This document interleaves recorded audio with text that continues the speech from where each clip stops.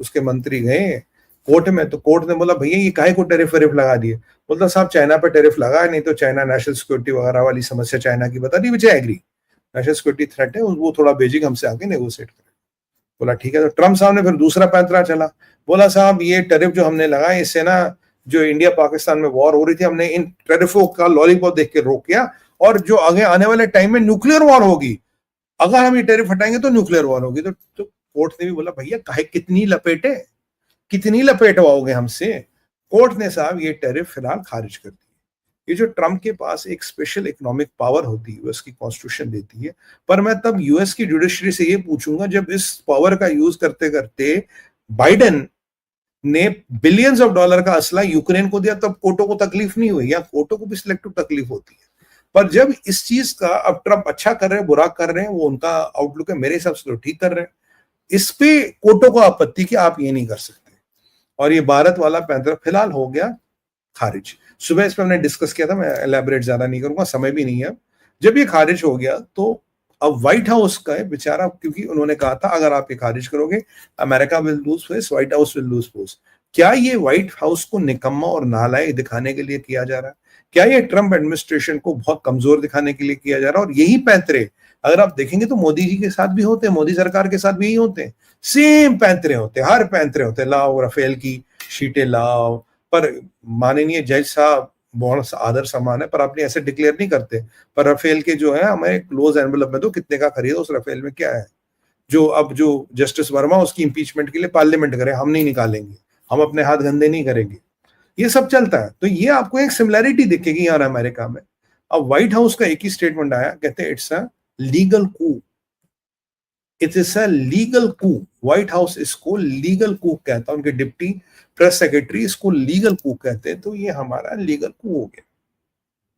तो मतलब अमेरिका में जो अभी टैरिफ्स वेरिफ्स को लेकर सब चीजों को लेकर बड़ी अस्वस्थता है, बड़ा असमंजस है। यहाँ अमेरिका काम करना चाहता है, यहाँ जुडिशरी का इंटरवेंशन है, काम करने नहीं दे रही साहब, सीधी सी बात है। ये बिल्कुल डायरेक्ट आपको समझना पड़ेगा। और यही पैटर्न, यही this bloody identical pattern is in India also. अब भी देखेंगे यहां भी राष्ट्रीय सुरक्षा के विषयों पे जुडिशरी आती है, कूद जाती है, कोई भी पहुंच जाता है, पीआईएल भी पहुंच जाती है, सरकार को लेते भाई मोदी जी लाओ तुमने क्या किया, ये पार्लियामेंट जो बैठा रखा है इसके पास अथॉरिटी नहीं है, तुम बताओ, हमें बताओ, हम बताएंगे तुम्हारे पास अथॉरिटी है नहीं है। ये जो समस्या ये यही नहीं है अमेरिका में, और मुझे लगता है कहीं ना कहीं डीप स्टेट और कम्युनिस्टों ने इस समस्या को आइडेंटिफाई किया और इसी को यूज करके वेपनाइज करके डेमोक्रेसीज को उन्हीं के सिस्टमों से तंग कर रहे हैं।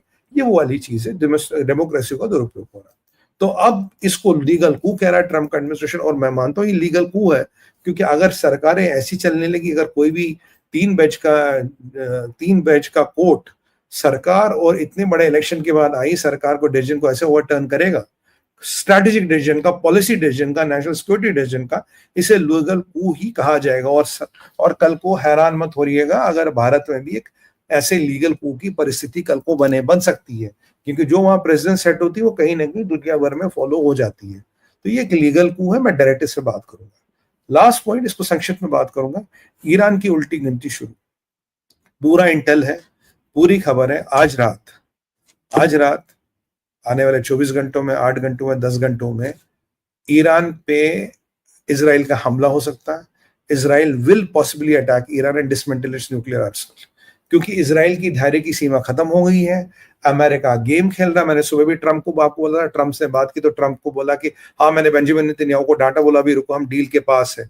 पर फिर वो कह रहे हैं कि भाई डील के पास भी नहीं है, अब हम डील के थोड़ा आगे हैं, डील हो भी सकती है, डील नहीं भी हो सकती, डील होगी नहीं होगी।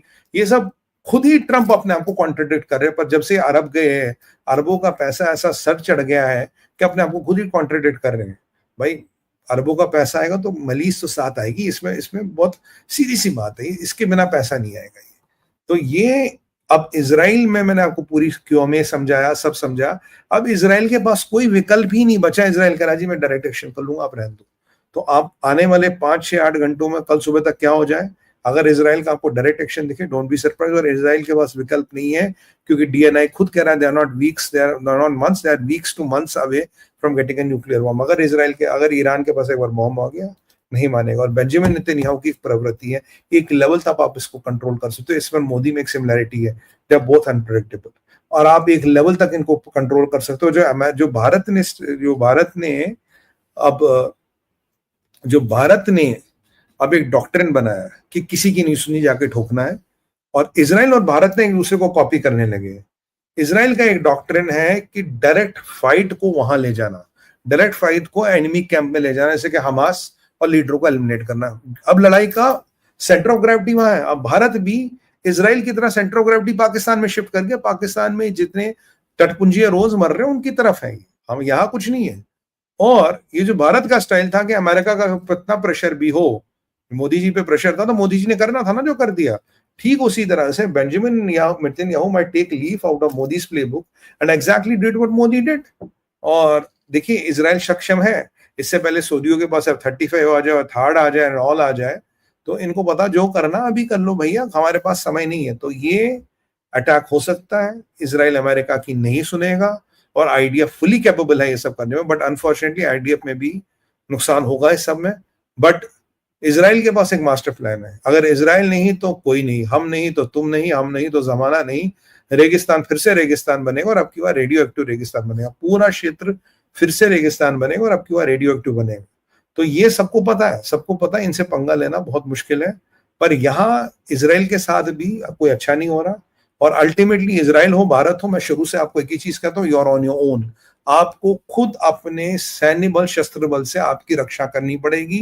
कोई अलायंस, कोई दोस्ती वॉर टाइम पे काम नहीं थी, peace time treaties are different.